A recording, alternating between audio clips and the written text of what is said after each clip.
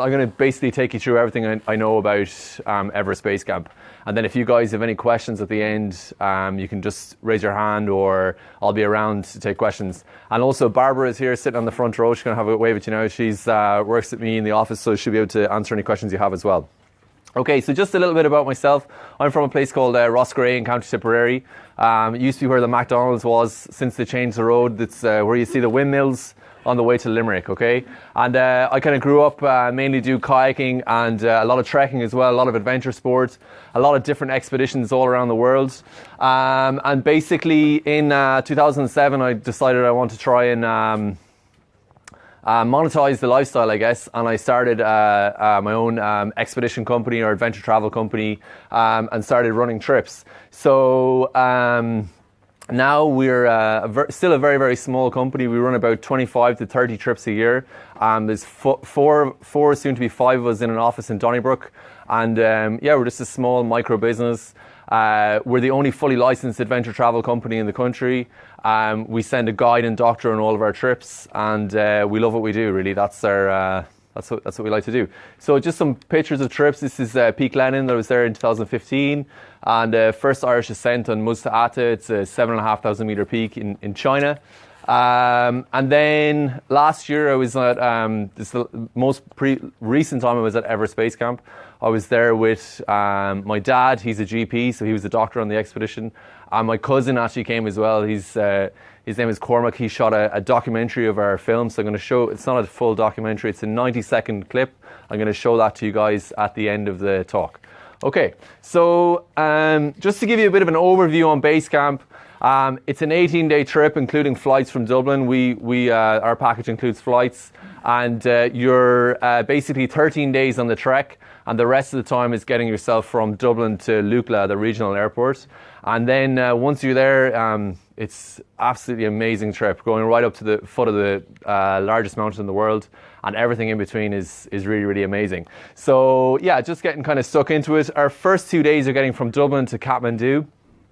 We fly with Etihad on a one-stop itinerary from Dublin to Abu Dhabi and then into Kathmandu.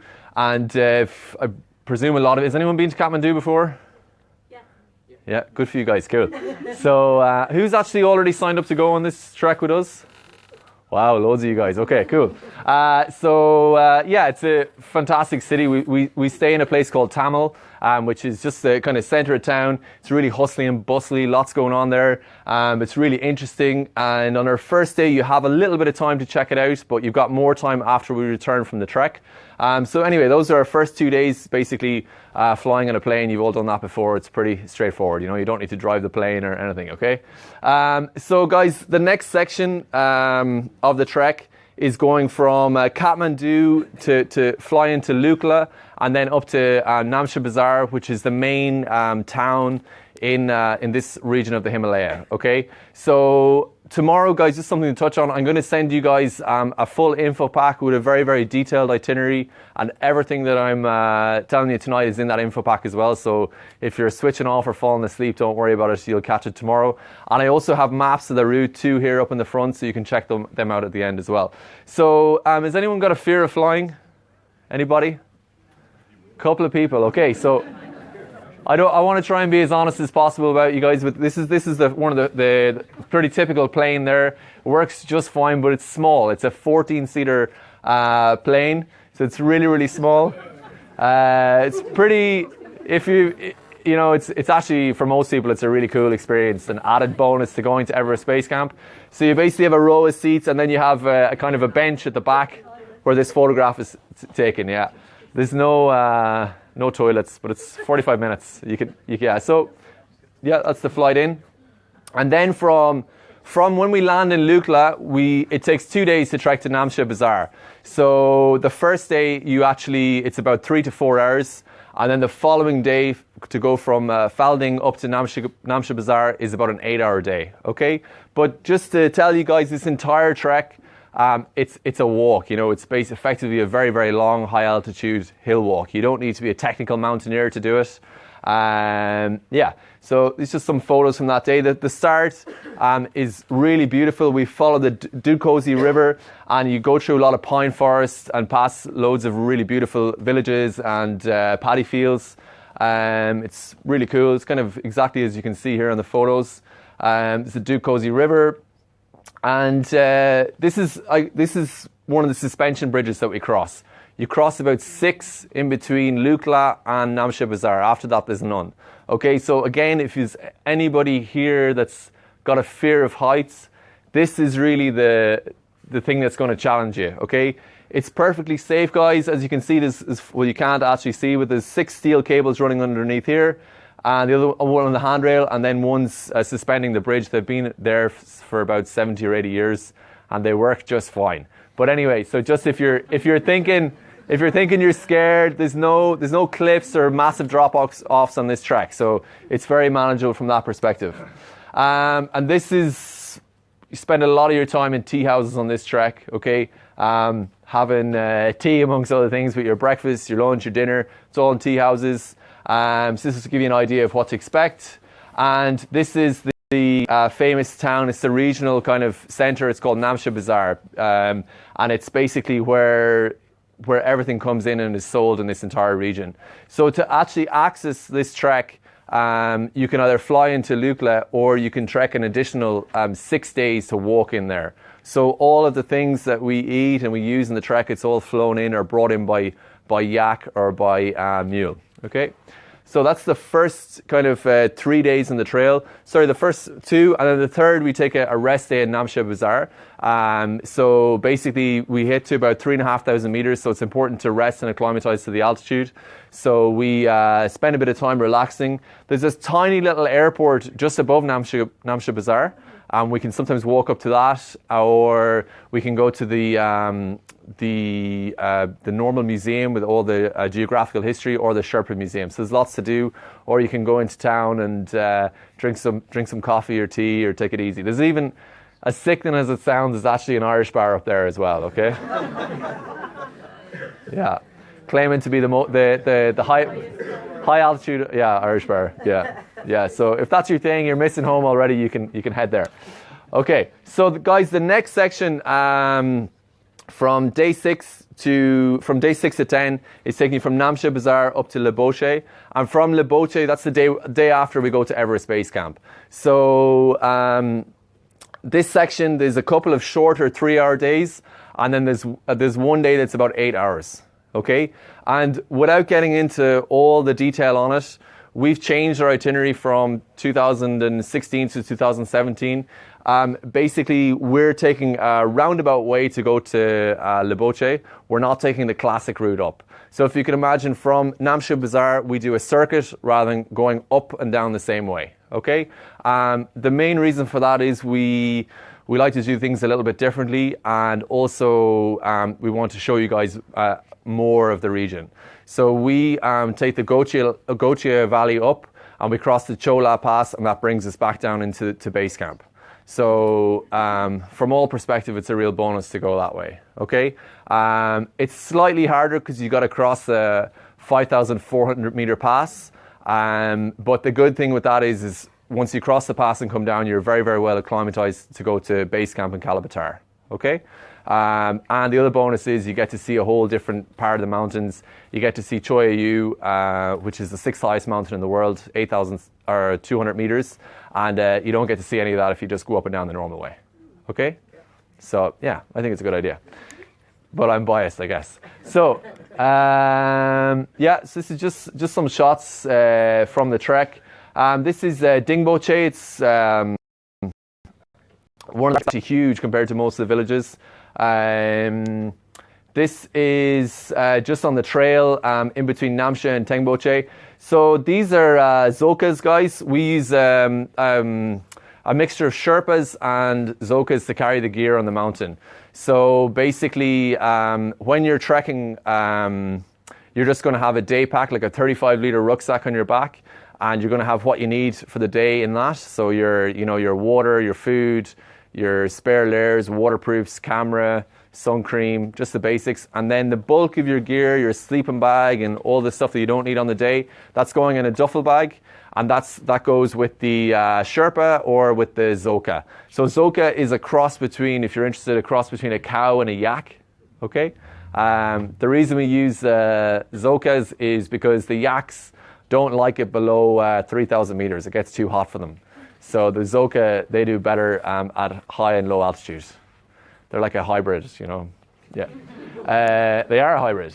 Yeah, it's just another shot of, this is Dingboche, and that's Ama de Blam poking its head up there. It's one of the most beautiful mountains in the region, 6,800 meters. Yeah, this is the team that I was trekking with in October. This is Pamori, guys. It's just on, as you come up the valley towards Everest, it's on the left. It's a really stunning 7,000 meter peak. Yeah, just more photos.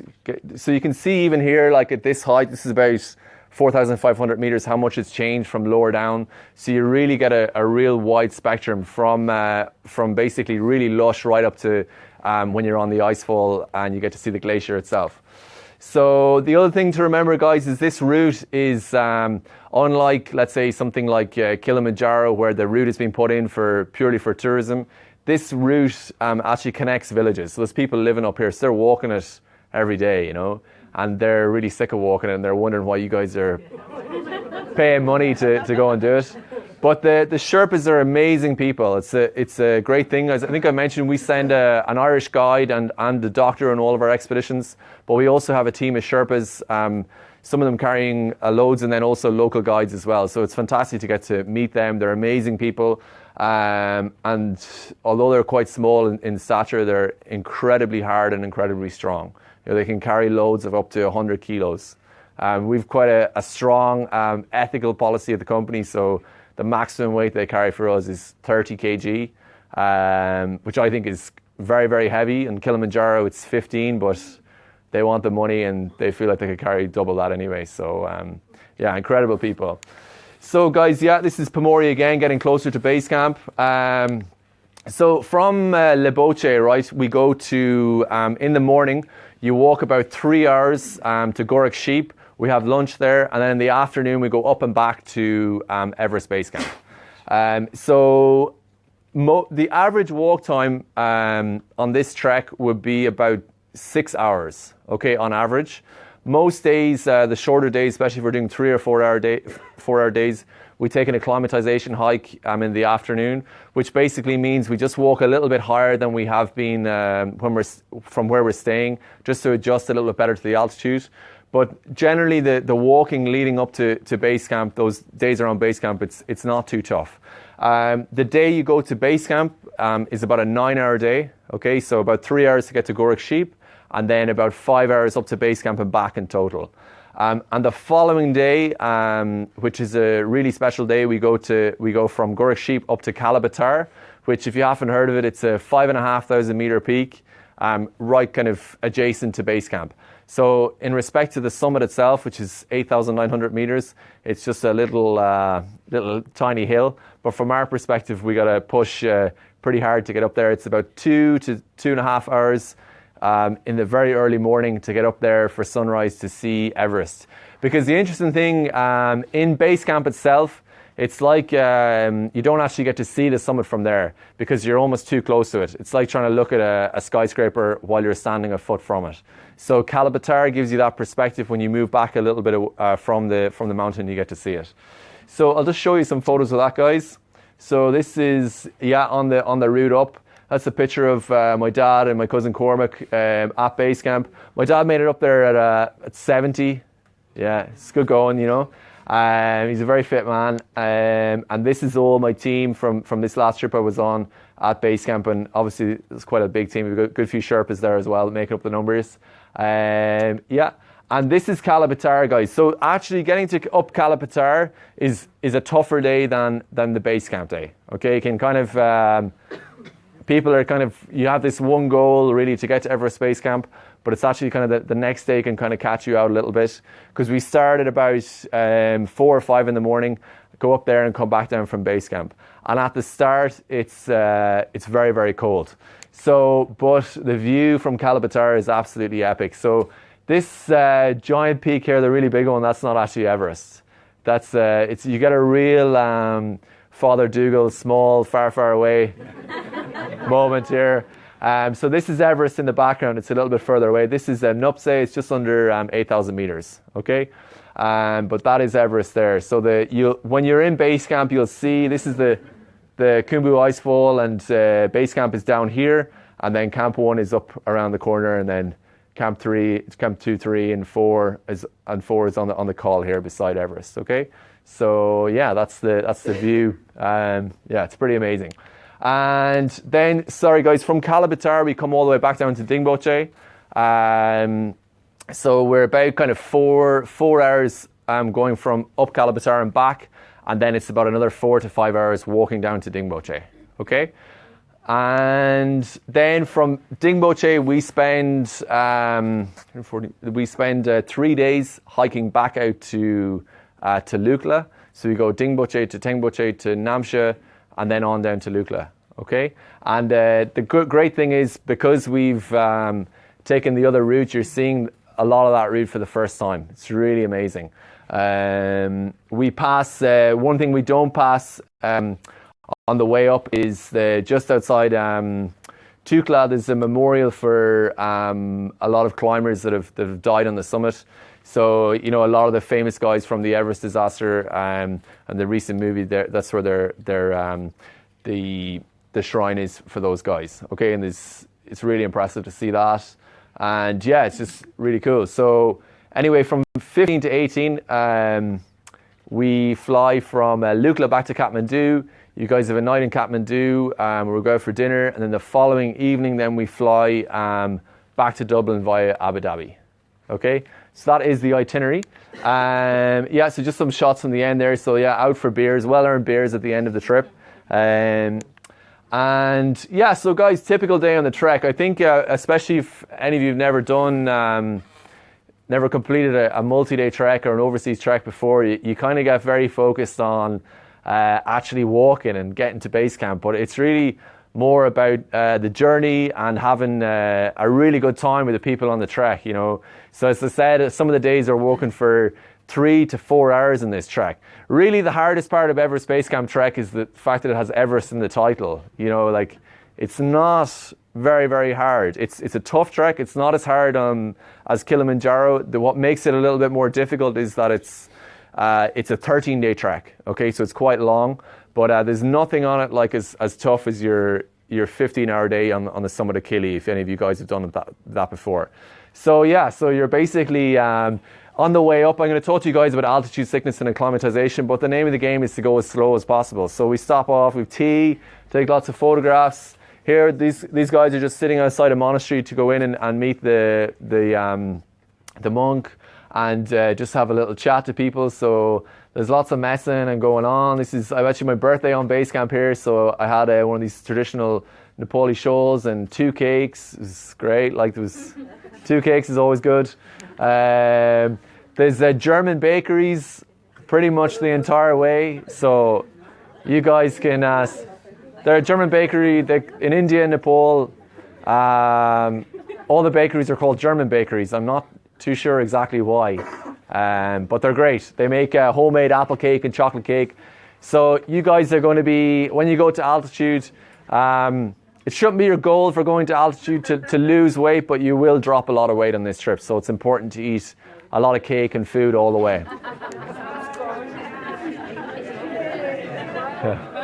Yeah, everyone likes cake. So guys, this is the monastery in Tengboche. It's the biggest monastery in the region. So again, we'll get the opportunity to see that, to visit that on the way back down.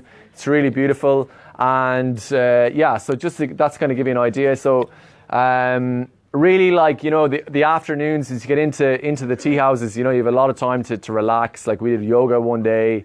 If any of you guys are into photography, you can get up really early and get that magic hour and sunrise, and then again at sunset. It's amazing. So yeah, this title here, guys: rooms, toilets, Wi-Fi, and showers. Okay, so this is a very typical room in one of the tea houses. So they give you a duvet, and you have a pillow and a mattress. Okay, it's not an ergonomically blah blah blah mattress. It's kind of just a piece of foam. But the tea houses are not insulated in any way, shape, or form. So you need a good sleeping bag. Okay.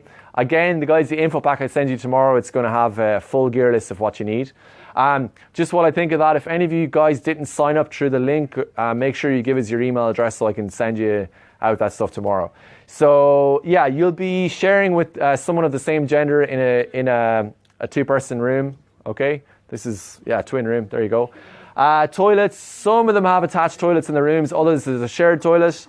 And then in pretty much the whole way up, you can get you can buy cards that give you access to the internet, to Wi-Fi as well, if you want that. I would strongly recommend a complete phone and internet detox on any of our treks. Unfortunately, it's not possible on Everest Base Camp. You do have that temptation there to go on your phone, but really don't do it. You have to pay for the Wi-Fi. I think it's $5 for whatever to use the internet. And then a shower, you have to pay for that as well. You don't need to shower, it's optional.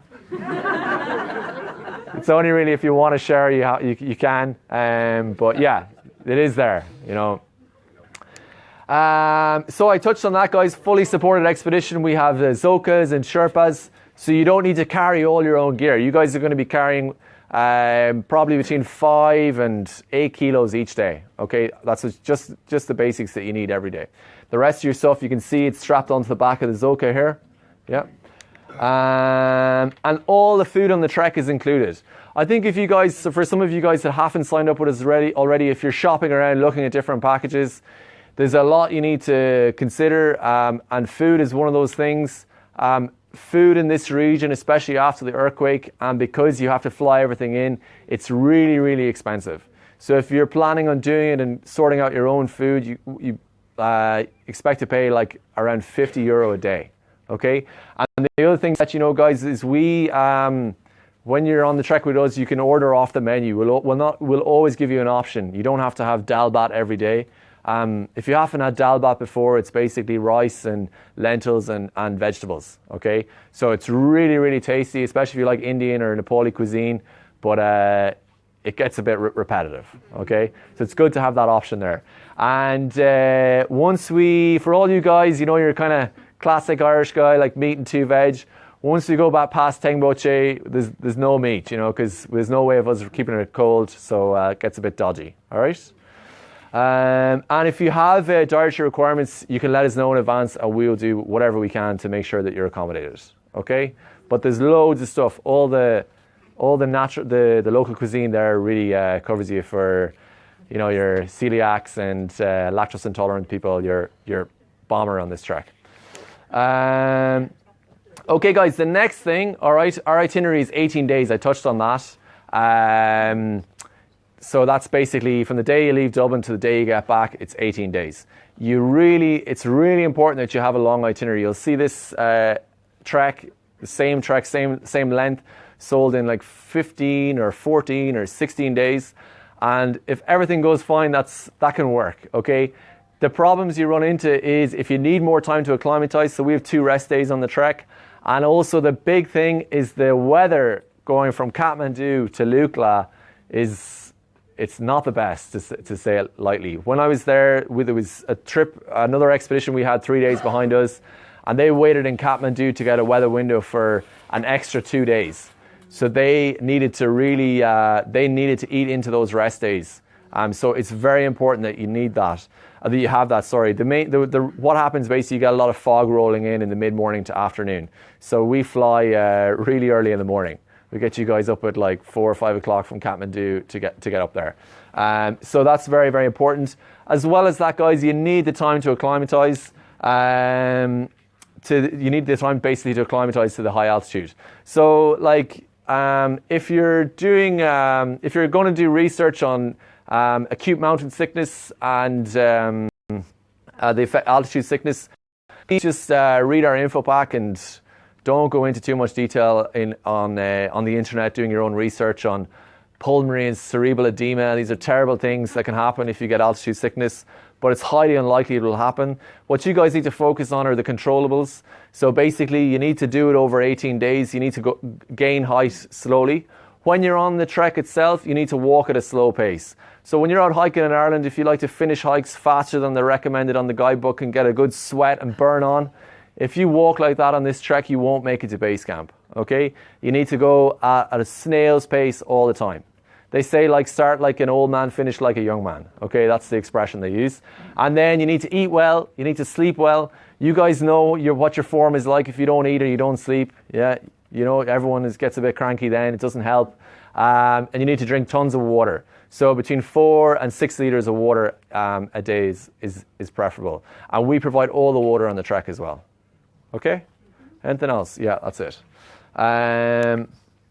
So the weather. So this is the top of, sorry for showing you all my holiday snaps, by the way.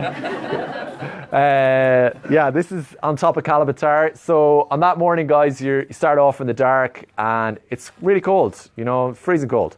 And then further down, like when we start walking in Lukla or down around Namche, it's really hot. You know, it can get up to mid-20s, closer to 30. Okay. So again, you need to have the correct gear. If you have any questions on gear, Luis, can I get some gear, please?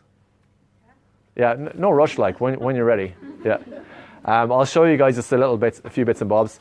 Yeah, but basically, if you have the right equipment, it's very, very manageable. Okay. Your fitness and training, guys. I kind of touched on how difficult the trek is. So you don't need to be super fit right now. Okay. You guys want to be. Who here doesn't hill walk in Ireland regularly, or just has never been on a hill walk in Ireland? Anybody? You're not going to be in trouble. You can put your hand up. Don't worry. Okay, so as a rough guide, guys, if you were comfortable to walk in the Irish hills and mountains for 6 to 7 hours, 2 days in a row, you'll be fit enough for this trek. Okay, as a rough guide. Obviously, the fitter you are, the more you'll enjoy it. If you're not that fit, you're going to spend the whole time looking at the ground, breathing really hard.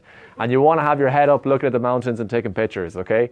So just to give you an idea, I presume the vast majority of you guys are working from Monday to Friday and you don't get a chance to get out because it's like our Arctic winter right now. It's dark at, I don't know, what is it, 4:30 or 5. So on the weekend, try and do one hike, you know, maybe 2 or 3 times a month if you can. But other than that, like strength training or any kind of cardiovascular training will really help. I'd always advise you guys to cross-train if you can. That means you're not doing the same type of training day in, day out. So if you're running a 10K 4 or 5 times a week and you don't do anything else, you're probably going to get an injury. Okay, so mix it up. Do what you enjoy doing. Okay, don't put yourself through pain. You'll put yourself through a little bit of pain, but try and do activities that you like doing.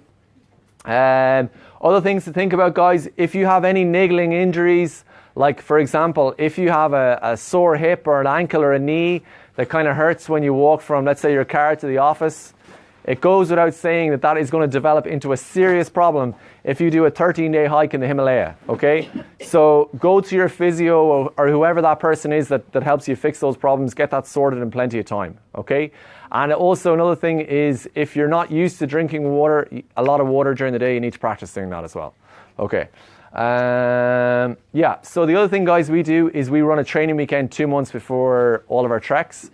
So you get to come out and meet your guide and doctor and the rest of the people on the trek. And we go through everything you need to know, the gear. We take you on 2 long training hikes. At the end of the weekend, we'll give you some feedback to tell you if you need to do more training or not.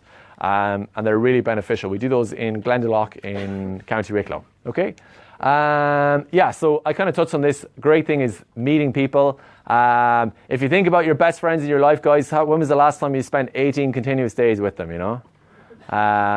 You know, it doesn't happen anymore. And also, as long as you all make a commitment to stay off the Wi-Fi, you know, you can have a conversation with someone and they don't touch their phone, which is really a unique thing now. And also you'll get to meet some of the Sherpas.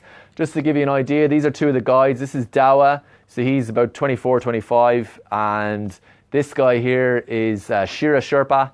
He's 5 summits of Everest as a porter. Okay, so really cool, interesting guys. Okay, guys, so just to tell you the details. So the expedition costs, we charge 3,299 euros for this trek. So we take a 399 deposit at the time of booking. and then the balance is due 2 months before departure. So I'm going to email you guys tomorrow with details of how you sign up. You basically fill out a booking form on our website and you pay the deposit, and that's basically it. So on the info pack, it's going to go through exactly what's included and excluded. But kind of in a nutshell, guys, you're paying for your international and domestic flights. The guide and doctor are traveling with you. We include all the meals on the trek. So in Kathmandu, it's based on bed and breakfast. We also include like all the park fees, everything basically up there. You're covered. Say that again? Insurance? No, you need to get your own travel insurance. Yeah. So you guys, what's not included, we'll put it that way. So you guys need to get your travel insurance, your spending money, okay? So it depends how much you really like to shower and check Facebook, really. You could run into hundreds of euros, I guess. But usually, if you guys have spending money of about 150 euro, plus roughly 150 euro again for tips, you guys need to tip the local staff. And the recommended tip that we have is 150 US dollars per person. So in today's conversion rate, it's pretty much 150 euro. Okay, so your insurance, your vaccinations, guys, if you've been to a tropical area before, you most likely won't need many for Nepal. For example, Nepal is one of the countries that has malaria, but on this trek, because of the elevation, the chances of you getting malaria are pretty much nil. When you sign up, we'll send you out a sheet, a one-pager that's been supplied to us by a tropical medical doctor, telling you guys exactly what you need for the trek. Okay? Yeah. And guys, with availability and booking for the good news is for 2018 we have lots of availability. For 2017 we have very limited availability, so we're completely full for May. We have 4 spaces left on one of our September trips from the 3rd to the 20th, and we've got 8 spots left from October 18th to November 4th. Okay. If you're wondering when the best time to go is, just Nepal is a northern hemisphere country like Ireland, so their winter and summer is the same as ours. So in the summer there, from like kind of July and August, it gets very, very hot, and you also get monsoon, so it's not a good time to be in base camp.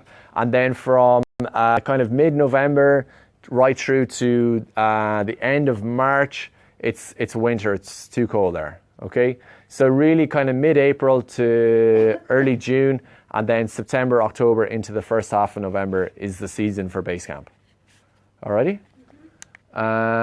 Okay, so just before I open the door to questions, and I need to show you the video as well, guys. Just to tell you some information about other trips that we have on. We've got Aconcagua. It's the highest mountain in South America. It's a 7,000 meter peak. Our team are actually on the mountain right now as we speak. They're somewhere in Argentina freezing their backsides off. It's absolutely awesome trip. Very, very tough. A step up in difficulty from this trek. Can You Try Adventure is an event. It's unique to us, guys. We're the only company in the world that do it. We do basically 5 days of trekking up to Mount Kenya, 2 days of mountain biking, and a half day of rafting. It's a brilliant trip. Sukhangri is my favorite trip in the world. It's a 6,100 meter peak in Ladakh in northern India. It's a Buddhist area in between the Himalaya and the Karakoram. It's where the Dalai Lama has his summer residence. It's absolutely awesome. Kilimanjaro is Africa's highest peak. Absolutely amazing trip as well. We do that. It's a 12-day trip. Really, really cool. And then Machu Picchu is a little bit easier, guys. If you don't want to, push it super hard. We do 6 days of trekking. It's really beautiful. We go up this kind of more remote route, takes us up past the glacier, then down into the jungle, and then onto the ruins themselves. You get to go to hot springs, and it's really nice. Elbrus is the highest mountain in continental Europe. Okay, we do a north side itinerary in Elbrus, which is really, really hard. It means you're 20 hours on the summit day, but super trip. We have a Great Wall of China trek that we do. Great Wall of China. Every October, we have a remote trek in the Himalayas in October as well. And from spring next year, we're going to start running treks to Patagonia in South America. Okay? Right. So, just bear with me. I'm going to try and attempt to play this video. So this is like a 90-second clip that we shot in October. Yeah.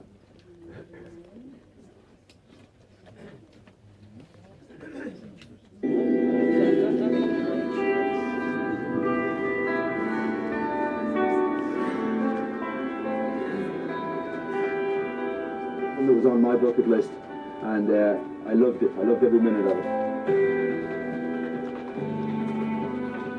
Going to base camp and seeing Everest, you know, like that, the glacier and the whole thing. I mean, I never thought in my wildest dreams I would stand at the foot of Mount Everest, so it's been pretty epic, you know.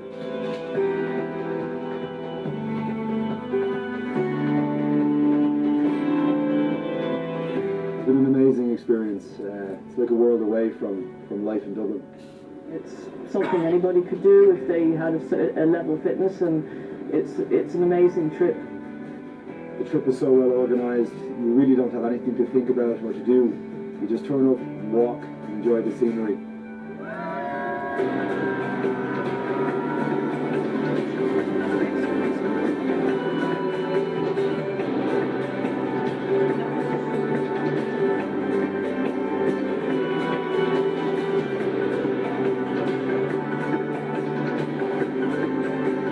To be really honest with you, it's not very hard.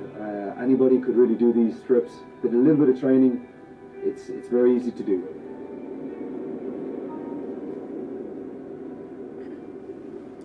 Super. Thanks.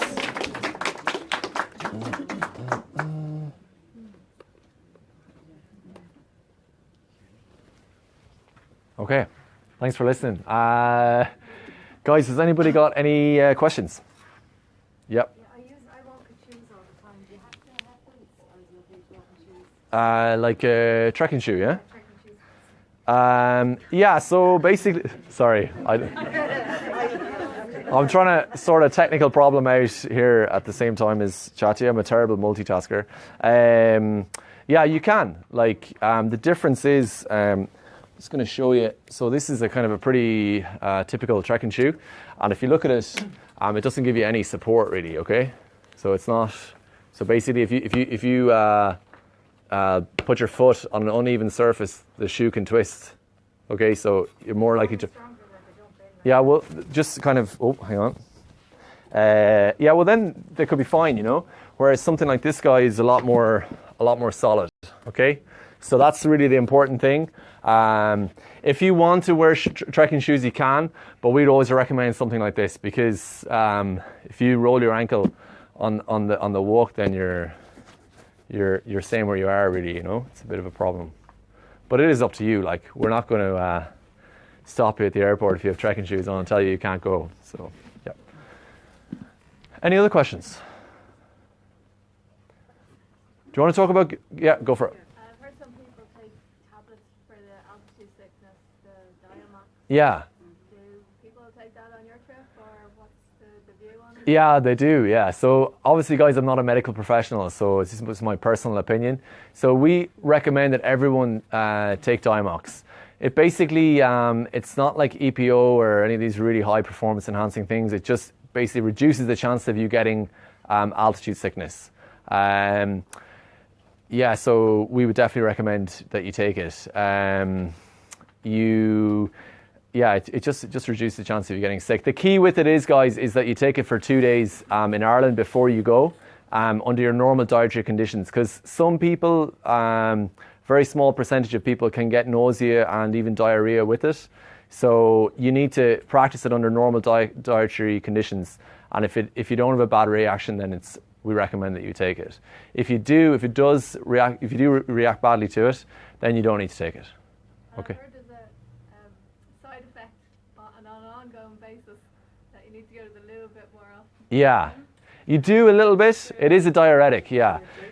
Yeah, so, I mean, you're going to be going to the loo a lot because you're drinking 4 to 6 litres of water a day. So what you need to be is a little bit more tactical with your hydration. So what you should do, let's say, for example, if you're aiming to drink 5 litres of water on a 6-hour day, is drink a litre before you start, then drink 3 on the trek, and then a litre as soon as you finish.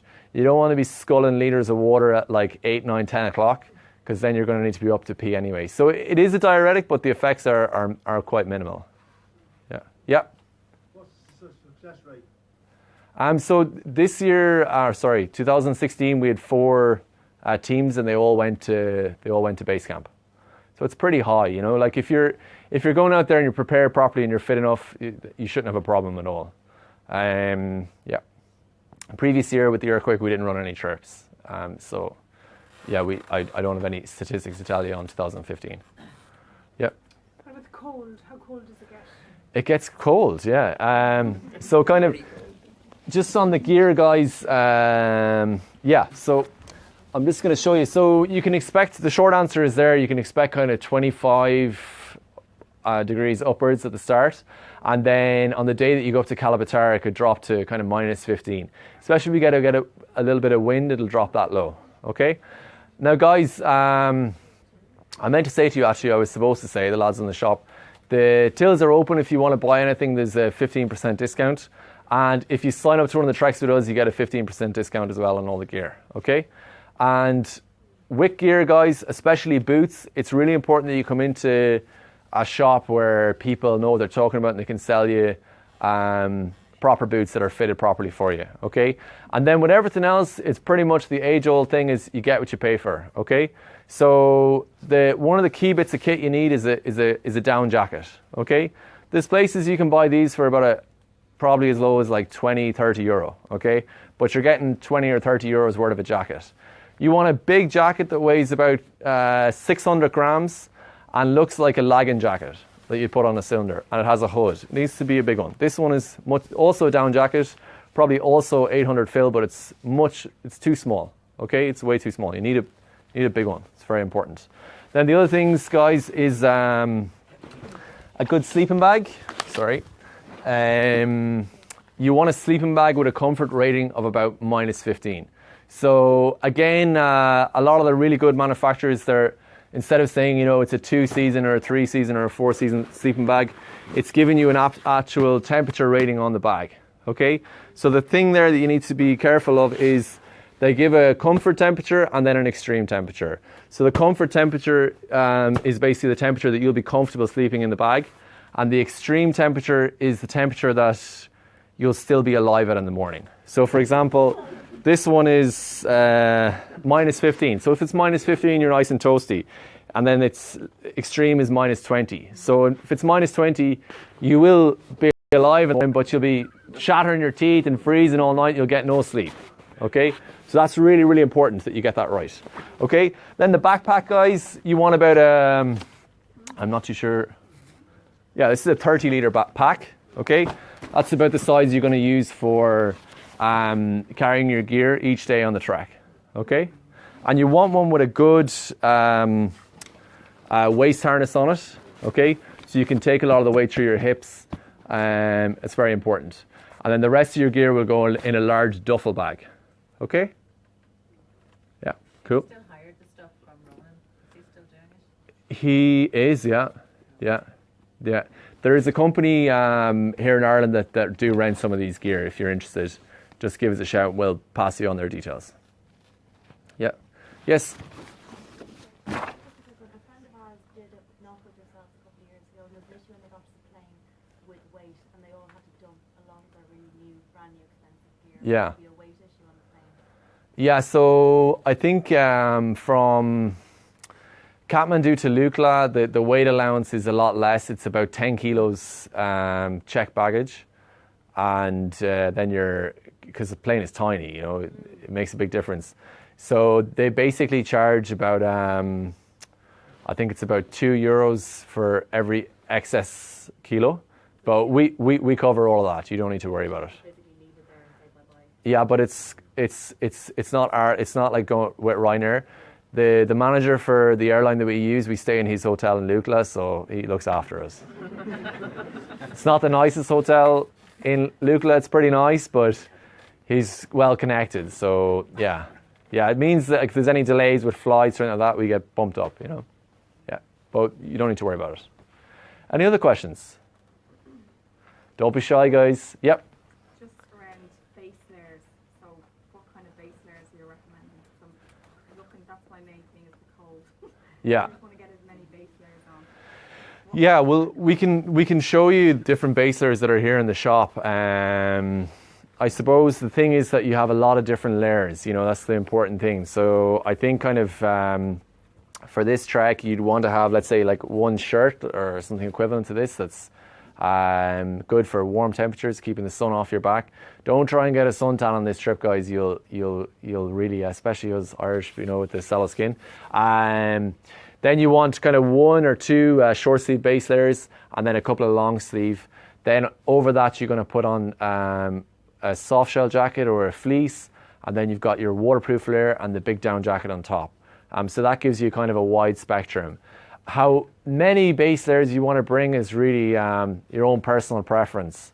I suppose I'm kind of used to doing expeditions where I got to carry it all myself, so I take less. If you want to, you know, maybe get a day or two, sorry, I kind of sound like a bit of a minger here. If you want to get a day or two and then have them and wash them, you can do that yourself on the trek. So I would go at getting a couple of really good quality base layers, and then, you know, wash them as you go, basically, on the trek. You'll have access to water. Does that answer your question? Yeah? Cool. I'm sorry, do you wear the base layers while you're trekking, or is it only when you get to the camp at night? It depends on the temperature, really. Yeah. So in the tea houses, the rooms aren't insulated, like so they get quite cool. But actually, in the main room where we have food, they've stoves there, where they burn bits of timber and also yak dung. Yeah, dried yak dung. Yeah, you could probably burn cow dung here in Ireland if we had the weather to dry it, you know, but we don't. Yeah. So it just depends on the temperature. Any other questions? Do you still recommend bringing snacks or treats on the expedition? Yeah, absolutely. So we supply you. We give you guys 3 like wholesome meals a day, but in between, you guys need to for outside those 3 meal times, you need to bring your own snacks. So we would it's up to you really what you want to eat at those times. Personally, I find if I have too much sugary products, I get kind of like loads and loads of jellies. You kind of get mouth ulcers a lot. So I'm trying to be a bit better with that, kind of eating nuts and more dried fruit, just less sugar. But really, it's up to you guys. You know, especially if some of you guys love chocolate, and when you go into the shop, there's that bar that you're always looking at and you don't get. Bring like 30 or 40 of those in the trek. Have 3 of them every day, you know. You're gonna lose loads of weight. You need to eat all the time. Your body has the ability to burn up to like 1,000 calories an hour, and you can only process food to energy at a rate of 300 an hour. So you need to be constantly eating, like just nibbling on things outside the meals. What's that? Yeah, it's great. If you like eating, it's good. Yeah. Any other questions? How many's in each trip? So we take a maximum of 16. Yeah, so, and then obviously we've got our guide and doctor, and then about probably 6 or 7 Sherpas as well. Yeah. There's a couple of rope bridges there, or look like rope bridges that you're showing. Yeah. How long and high are they? Yeah, so they're all... Somebody who may not like heights. Yeah. So the good thing is we have doctor there, and they're a full repertoire of medication, things like Valium that we can use to help with that. But they're not actually, they look like rope bridges, but they're actually solid steel bridges. Yeah, they have little gaps, but you'd really struggle, you know, to get out through them. I won't lie to you, they're about, the longest one are maybe 200 feet. I'm trying to think, yeah, kind of 80, 90, 100 meters, that kind of length. And the highest one is about 300 meters off the water. Yeah. Yeah, 200 maybe, sorry. Yes? If you want to extend your trip in Nepal after the journey, say, and go back afterwards in maybe another week or so, yeah, there's an option for that. Absolutely, yeah. So once you book on, if you just pop us an email to say that you want to stay on, so for example, if you were supposed to come home on the 4th of November, you just let us know, I want to stay on till the 14th or whatever it is, and we'll change your return flight for you. We charge a €50 change fee plus the fare difference. Yeah. And because the flights they're already booked and happening, yeah. Yeah. Yes? What's the bathroom facilities en route like? Good question. Yeah, because you were all thinking it. Yeah, no.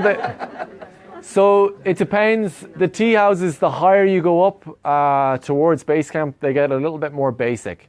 So most of the time there is a Western toilet, and sometimes there's a like a Turkish or a squat toilet. And they're there at breakfast, lunch, dinner. If you need to go in the wild in between, then you can. Yeah. Do you still do like the nappy bags because you don't throw anything? No, yeah, we still have a very strong environmental policy. So we give you nappy bags, or don't get horrified, or doggy bags. Yeah, so we just get you to pick up the paper if you go to the loo, just because your own waste will biodegrade very quickly, but the paper will kind of stay there for a while. So we just get you to pick that up and then bring it to the next camp, okay, or the next tea house. You obviously, if you're going in the tea house, it's fine. Yeah. Yes. Sherpas get paid, or is that what the tip is at the end? No, they get paid. Yeah. So they get paid depending on their role. So, for example, the Sherpas, the guys carrying the bags, they get about $20 a day, okay? And then there's one guy, usually what happens is there's one guy and he's a number of zokas, and he gets about $12 per zoka. And then then the guides get more depending on their role. So we'll have so if I'm guiding, there's one head guide that's working closest to me. He gets the highest percentage of the tip, and the guys get slightly less coming down there. It's something that's very important to us. Nepal has got really become a lot better, but it's something that's very important for you guys to ask that question and to ensure that the people that are working with you are being paid properly, and to ask companies like us, and when you're there in Nepal, to ask the lads what they're getting paid as well. The tips are again split in the similar kind of fashion. It's not like the head guy gets kind of 50% of the total tip. He just gets a little bit more than everybody else. Is that okay? Yeah. Mm-hmm. Yeah. Is there a trekking visa that you could buy or something? We sort out a permit for you from the national park, but you need to get an entrance visa when you come into Nepal. So we'll give you all the information on that. It is possible to get one via the Nepali embassy in London, but we don't recommend it. You can get it on entry. So you don't need to do anything to worry about that for the moment. Yes? Just on the snacks, you were saying, do you get them there, or are you sending them? Yeah, so you can get them there. If you're going to get them, it's best to get them in Kathmandu, because everything that goes up to Lukla or higher up, it needs to be hauled in, so it just gets way more expensive. You'll see things like, a bottle of Coke will get gradually more and more expensive as you go up the mountain. So you can get it up there, but it's cheaper you're probably better off bringing it from, it's kind of catch-22. Like if you bring it from Ireland, we're paying more for the baggage, but I think that's the way to go, really, to be honest, because it means that you have snacks that you enjoy eating. They have all the classics there, like, I'm trying to think, people are eating a lot of Pringles, they're buying in the tea houses. But a packet of Pringles can cost you €5 or €6 higher up. It really gets expensive as the higher you go up the mountain. But you can get stuff. Yeah, you can. Yeah, definitely. Yeah. Kathmandu has got literally everything. Yeah. What's the currency? The rupee, the Nepali rupee. Yeah. But you guys, you can't get rupees outside of Nepal, so you can bring euro or US dollars. It's absolutely fine. Yeah. We'll have all those details for you in the info pack that I send you guys tomorrow. What's the weight of the bag we're allowed to initially? The duffel bag. What's the weight? For the flight, it's 23 kg, but for the trek, your bag has to weigh a maximum of 15 kilos, because that's really the maximum load we want to give one Sherpa is 30 kg. But you should be able to get it under way less than that. You should go under 15 kilos. Is a 90-litre duffel bag big enough? Perfect. Yeah. Yeah, so a big duffel bag, guys, is ideal. If you have a rucksack as well, if you have a large, 80, 90-litre rucksack that you've maybe used backpacking, you can use that as well. It works fine. The main thing is you're not asking the porter to put a rolly bag or kind of anything with wheels on it, because they carry this stuff on their heads really most of the time, or through a band from their lower back onto their head, and it's all going through their neck. So if it's a really solid thing, it's difficult for them to carry. Yep. So is there a chance of leaving stuff, say, in Kathmandu or Lakota? Lukla, yeah. For when you come back. No problem, yeah. So for example, yourself, if you're extending on going, I don't know, maybe you're going diving or something and you've got all your dive gear, you can leave that in Kathmandu, no problem. Yeah, the hotel will keep it for you, and then you can pick it up when you come back. It's no problem. Or in Lukla as well, you can do it. Cool. Any more questions, guys? So I'll be here at the end. Just if you want to come up and have a chat to me. Barbara's here as well. She can answer any of your questions.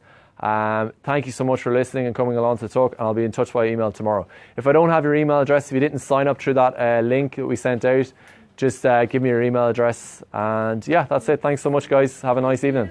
You're welcome.